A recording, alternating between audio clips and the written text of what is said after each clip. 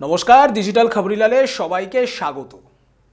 আচ্ছা, মে মাসে বা এপ্রিল মাসে সবাই নিশ্চয়ই ভাবছেন যে ভোটটা কবে হবে। বিশেষ করে সরকারি কর্মচারী যারা রয়েছেন তাদের তো চিন্তার অন্ত নেই। তার সব থেকে বড় কারণ হলো যাদের ভোটের ডিউটি পড়েন তারাই জানেন যে কি অবস্থার মধ্যে তাদেরকে ডিউটিটা করতে হয়। এই প্যাচে গরম, ফ্যান নেই, খাওয়া দাওয়ার অসুবিধা, অনেক অসুবিধার কথাই তারা মাথায় রাখেন। ফলে তাদের কাছে ভোটের দিনটা খুব জানা জরুরি। চিন্তা করবার কোনো কারণ নেই, কারণ ভোটের দিনক্ষণ ঘোষণা হয়ে গিয়েছে। অবাক হচ্ছেন? ভোটের দিনক্ষণ ঘোষণা হয়ে গেছে, কোথাও খবর নেই, শুধুমাত্র খবরিলাল বিবেকের কাছে খবর আছে। আরে মশাই, দাঁড়ান। ভোটের দিনক্ষণ এবার কিন্তু আর নয়াদিল্লিতে ইলেকশন কমিশনের সদর দপ্তর থেকে ঘোষণা করা হয়নি।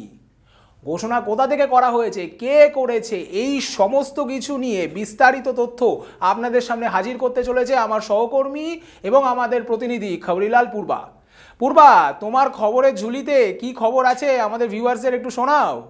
একেবারে বিবেক, নির্বাচন কমিশনার অর্থাৎ জাতীয় নির্বাচন কমিশনের দিনক্ষণ নির্ঘণ্ট প্রকাশ না করলেও আমাদের পশ্চিমবঙ্গের মাটিতে অর্থাৎ পশ্চিমবঙ্গের বীরভূম জেলা থেকে কিন্তু লোকসভা নির্বাচন কবে হবে সেই দিনক্ষণ ইতিমধ্যেই বলে ফেলেছে বিজেপি নেতা সুজিত দাস। তা নিয়ে কিন্তু রাজনৈতিক মহলে চাপনতা শুরু হয়ে গিয়েছে, বাকবিতণ্ড শুরু হয়ে গেছে পশ্চিমবঙ্গের রাজনৈতিক মহলে। কারণ যেখানে জাতীয় নির্বাচন কমিশন লোকসভার দিনক্ষণ ঠিক করে, তার আগে কি করে রাজনৈতিক দলের এক নেতা না বলে না কিছু জানিয়ে দিনক্ষণ ঠিক করে দিতে পারে? আমরা কিন্তু ঠিক এমনটাই খবর পাচ্ছি। বিজেপির যে কার্যালয় রয়েছে সিউড়িতে, বীরভূম জেলার সিউড়িতে বিজেপি কার্যালয়, সেখানে লোকসভা নির্বাচনকে নিয়ে একটি কর্মসূচি ছিল। সেই লোকসভা নির্বাচনের কর্মসূচিতে দাঁড়িয়ে একেবারে শটান বলে ফেললেন যে আমার কাছে সূত্র মারফত খবর আছে। বিজেপি নেতা সুজিত দাস কোট আনকোট করে বলেছে, আমি খবর পেয়েছি 10ই এপ্রিল থেকে 15ই মে পর্যন্ত ভোট চলবেন। আবার শুধু তাই নয়, ঠিক কতগুলি দফা এই ভোট হবে সেই দিন তা বলা চলে যে দফা, যে কত 1 দফা 2 দফা, সেই দফাগুলোও কিন্তু পর্যন্ত বলে ফেলেছে। টোটাল 8টি দফায় ভোট হবে এমনটা কিন্তু বলেছেন। আবার প্রতিটা যে দফার মধ্যে থেকে পশ্চিমবঙ্গের লোকসভা কেন্দ্রে একটা করে যে ভোট হবে সেটিও বলেছেন। এবং যে দুটো কেন্দ্রে ভোট হবে সে কেন্দ্রের যে তফাৎ, দিনের তফাৎটা 2-1 দিনের বেশি হবে না, এমনটাই কিন্তু চাঞ্চল্যকর বিস্ফোরক কিন্তু মন্তব্য তিনি করেছেন। এবার আমরা কিন্তু সবসময় দেখেছি যে আমাদের বঙ্গের শাসক দল এবং বিজেপির মধ্যে সবসময় একটা দ্বন্দ্ব লেগেই থাকে, যে এক দল বলে ওরা অর্থাৎ অপোজিশন দল ঠিক করে দিচ্ছে যে কবে ভোট হবে, আর এক দল বলে যে অপোজিশন ঠিক করে দিচ্ছে যে নির্বাচন কবে হবে। ঠিক তারই মাঝে কিন্তু জল্পনাকে উস্কে বিজেপি এক কাঠি এগিয়ে গিয়ে একেবারে লোকসভা নির্বাচনের কিন্তু দিন ঠিক করে ফেলেছে, কিন্তু এপ্রিলে অর্থাৎ 10ই এপ্রিল থেকে 15ই মে পর্যন্ত। আমরা কিন্তু সূত্র মারফত জানতে পারছিলাম যে বিজেপি হাই কমিশনার থেকে কিন্তু আমাদের বঙ্গে একটা সূত্র মারফত যে আমরা জানতে পারছি বিজেপি হাই কমিশনার থেকে এসেছে বার্তা যে ফেব্রুয়ারির মধ্যে সমস্ত বিজেপির যে কর্মসূচি রয়েছে লোকসভাকে নিয়ে সেই কর্মসূচি সেরে ফেলতে হবে। তো এরপরে আমরা কিন্তু জল্পনা একটা দেখতেই পাচ্ছিলাম যে কোথাও গিয়ে তাহলে ফেব্রুয়ারির পরে কি ভোট হবে, সেই তো জল্পনার মাঝখানে একেবারে এক কাঠে এগিয়ে কিন্তু এই বার্তা বিজেপির নেতা সুজিত দাসের মুখ থেকে পাওয়া গেল। আর আমরা কিন্তু দেখেছি যে ইন্ডিয়া জোটের কি পরিণতি এই মুহূর্তে কোথাও আসন সমঝোতাই হয়ে উঠতে পারেনি। কোন দল কার বিপক্ষে কতগুলি আসন নিয়ে লড়াই করবে সে আসন সমঝোতা হয়ে উঠতে পারেনি। তার আগেই লোকসভা নির্বাচনের ডেট ফিক্সড করে ফেলেছে বিজেপি। এবার তা নিয়ে তো যথারীতি আবারও জলঘোলা হবে রাজনৈতিক মহলে।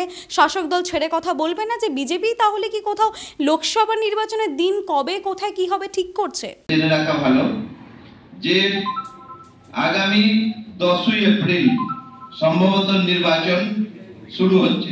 সেখানে 2-1 দিন হেরফের হতে পারে। আমরা যেটুকু খবর পেয়েছি 10ই এপ্রিল থেকে 15ই মে এই সময়সীমার মধ্যে মোট 8 পর্বে আমাদের লোকসভা নির্বাচন অনুষ্ঠিত হতে চলেছে।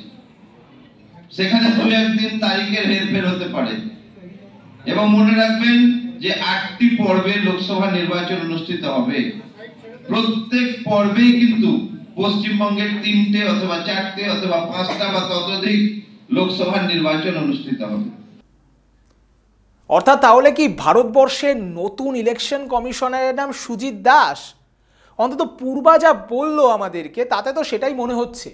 এবং ইলেকশন কমিশনের যে অফিস সেটাও বোধহয় কোনোভাবে চেঞ্জ হয়ে গেছে, কলকাতাতেও নয়, একেবারে রাজ্যের জেলাতে চলে গেছে, বীরভূমের সিউড়িতে, এমনটাও কিন্তু মনে হচ্ছে। এর আগে আমরা বিভিন্ন সময় দেখেছি বারংবার কেন্দ্রের শাসক দলের বিরুদ্ধে বিরোধীরা অভিযোগ করেছে যে নির্বাচনকে প্রভাবিত করা, নির্বাচন কমিশনকে প্রভাবিত করা, এবং শাসক দলের অঙ্গুলি হেলো নেই, তাদের কথা শুনেই কিন্তু নির্বাচনের দিনক্ষণ বা গোটা প্রক্রিয়াটা নির্ধারিত হয়। কোথাও গিয়ে কি এই ঘোষণাটা সেই অভিযোগকেই মান্যতা দিচ্ছে?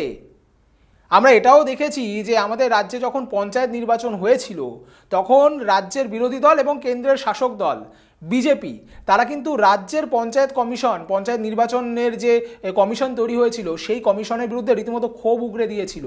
সে সময় কমিশনার রাজীব সিনহার বিরুদ্ধে কিন্তু আদালতে পর্যন্ত জল গড়িয়েছিল। সেই বিজেপি দলেরই নেতা আজকে কিন্তু ভরা মঞ্চে বিজেপির জেলার যে কেন্দ্র বা জেলার যে অফিস সেই অফিসে দাঁড়িয়ে, তাদের সভাতে দাঁড়িয়ে নির্বাচনের দিনক্ষণ ঘোষণা করছে। অনেকটা সেই স্কুল লাইফে আমরা দেখেছিলাম না, পরীক্ষার আগে মাস্টারমশাইরা সাজেশন দিয়ে দিতেন, অনেকটা যেন সেরকম পরীক্ষার আগে স্পেশাল সাজেশন, যাতে স্পেশালি একটু প্রিপারেশন নেওয়া যায়। কিন্তু তাতে একটা বড়সড় প্রশ্ন উঠে যাচ্ছে, ভারতের মতো গণতান্ত্রিক দেশ, সেই দেশে নির্বাচন কমিশন সম্পূর্ণভাবে নিরপেক্ষ ভূমিকা পালন করবে এটাই কাম্য। এবং নির্বাচন কমিশন সেটা একটি স্বশাসিত সংস্থা, কেন্দ্রের সরকার থেকে শুরু করে কোনো রাজনৈতিক দল তার উপরে কোনোভাবে প্রভাব বিস্তার করতে পারে না। সেক্ষেত্রে যদি ধরে নেওয়া হয় যে কারোর কাছে, কোনো দলের কাছে এই নির্বাচনের দিনক্ষণ বা এই কিভাবে নির্বাচনটা হবে তার কোনো খবরাখবর নেই, তাহলে কেন শাসক দলের কাছে এই খবর চলে গেল বা বিজেপির কাছে এই খবর চলে গেল? যদি এটা সত্যিই ধরা হয়, যদি এই দিনক্ষণেই নির্বাচনগুলো হয়, তাহলে তো একটা বড়সড় প্রশ্ন উঠবেই যে তাহলে কোথাও না কোথাও গিয়ে পরীক্ষায় যে মূল যে নীতি, অর্থাৎ একেবারে কোনো দিকে পক্ষপাতিত্ব না করে একেবারে নিরপেক্ষ থাকা, সবাইকে সমান সুযোগ দেওয়া, সেই সাম্যবাদ, সেই সমানাধিকারের সুযোগ কোথায় রইল তাহলে নির্বাচনে? কেউ না কেউ তো আগে থেকে ডেট জেনে, আগে থেকে নির্বাচনের দিনক্ষণ জেনে বিশেষ প্রস্তুতি নিতেই পারে। এই একই অভিযোগ আমরা দেখেছি যে আমাদের রাজ্যের যারা নির্বাচন কমিশন ছিলেন পঞ্চায়েতের সময়, সেখানেও উঠেছে।